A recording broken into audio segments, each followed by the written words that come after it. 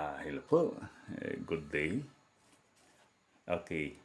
Pag pinag-uusapan ang lakas militar ng mga bansa, ang laging tanong ay, anong bansa kaya ang may pinakamalakas sa ngayon? Ano kaya yung sinasabing number one super power?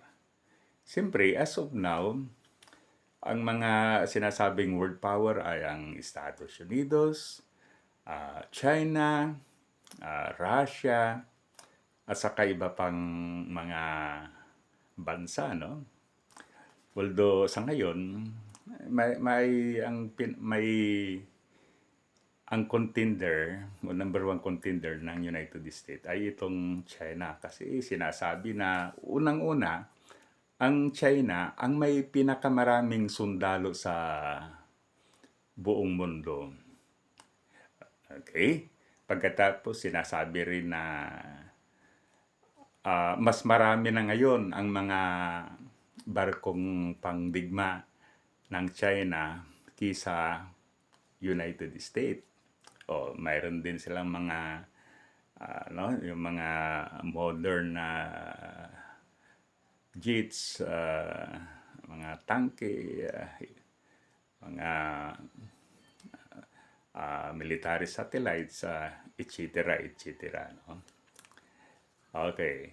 Ngunit sa nakaraang pagdakip ng mga Delta Force kay Venezuelan President na si Nicolas Maduro, then maliwanag na still ang number one superpower sa ngayon militarily ay ang Estados Unidos.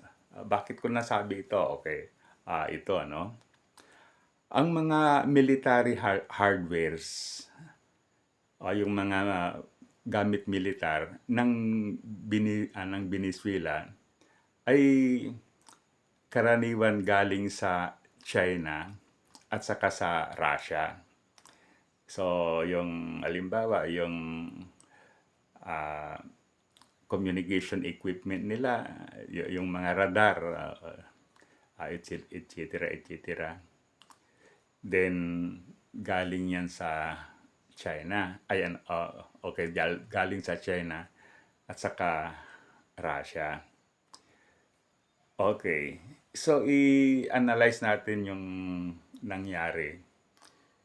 Ayon sa ulat, nang sinalakay ng mga Delta Force, ang lugar kung saan nakatira itong si Venezuelan President, then walang nagawa ang mga equipment o yung mga military facilities ng Venezuela laban sa mga planes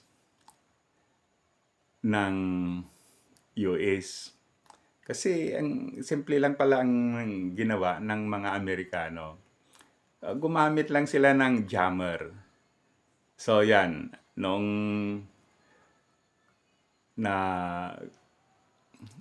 dahil sa jammer na ginamit ng mga United States, hindi nag-ooperate yung mga military communication facilities ng Venezuela.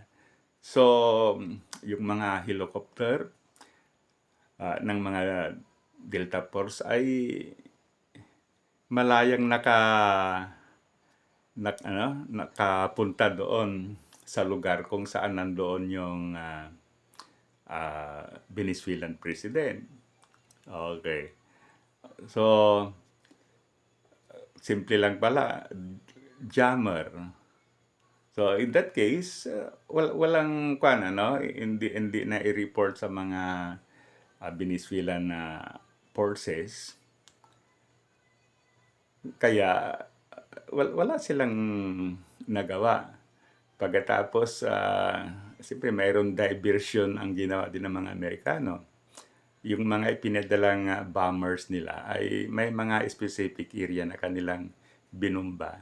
Kaya ang atensyon ng Venezuelan Armed Forces ay doon sa mga pagbomba ng mga bombers sa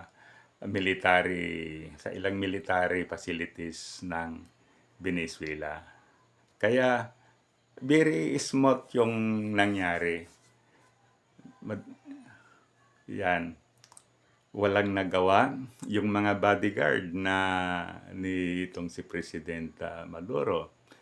Bagamat sinasabi na yung kanyang mga bodyguard ay yung mga Cuban military officers. Walang Venezuelan dahil wala daw siyang tiwala dito sa mga yung kapwa niya Venezuelan.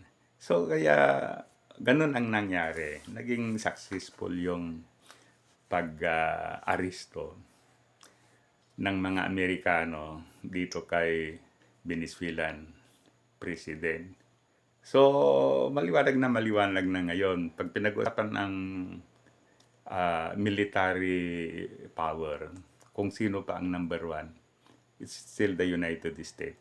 For that reason na talagang mas maganda pala yung quality ng military hardware ng US kaysa China at saka Russia. Kaya sino pa rin ang number one pag ang pinag-usapan ay military power, still the United States. So muli, thank you. Sana i-like at subscribe sa ating FB page at ganun din sa ating YouTube channel. Mabuhay tayong mga Pilipino.